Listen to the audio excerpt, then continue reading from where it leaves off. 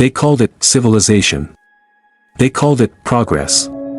They called it bringing light to the dark continent. They lied. For over 4 centuries, an entire continent was sold the greatest deception in human history. Not with armies alone, though those came too, but with words. Sweet, poisonous words that convinced millions to surrender everything they had ever known. This is the story of how Africa was tricked. And why the echoes of those lies still shape our world today. Picture this, it's 1482. Portuguese ships arrive on the Gold Coast.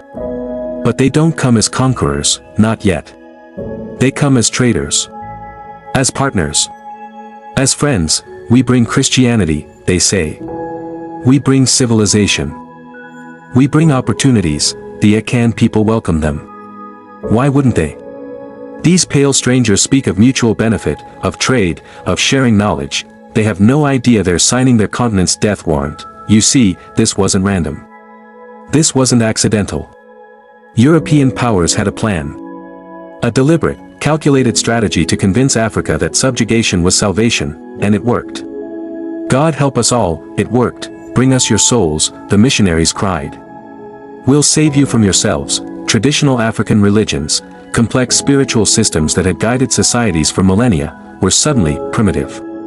Savage. Evil, chiefs who had governed wisely for generations were told they were lost.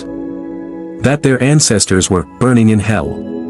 That everything they knew about right and wrong was backwards. The psychological warfare was brilliant in its cruelty. Make people ashamed of who they are, and they'll beg you to make them into someone else. Kingdoms that had traded gold, ivory, and knowledge across 3 continents were told they were uncivilized.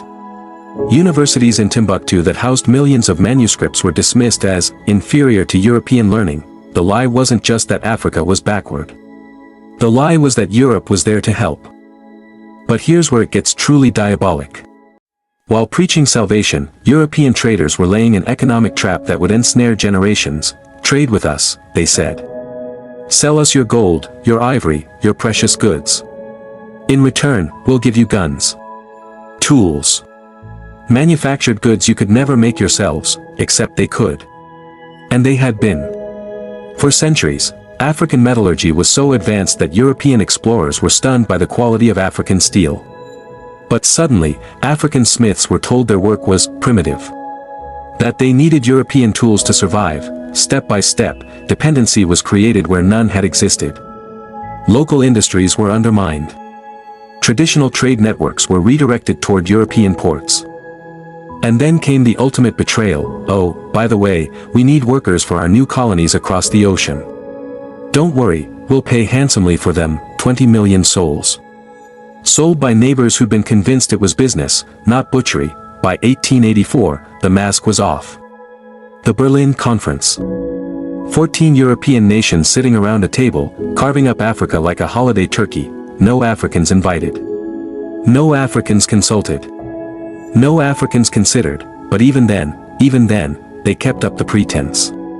King Leopold of Belgium claimed he wanted to civilize the Congo.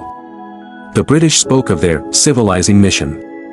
The French promised development and progress. Meanwhile, rubber trees were being watered with blood.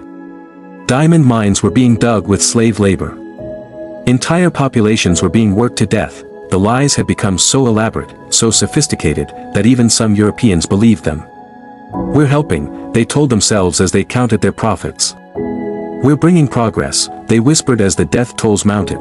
But here's what makes this story truly heartbreaking. Many Africans began to believe the lies too. Generations grew up being told that their languages were dialects. That their art was primitive. That their skin color was a mark of inferiority.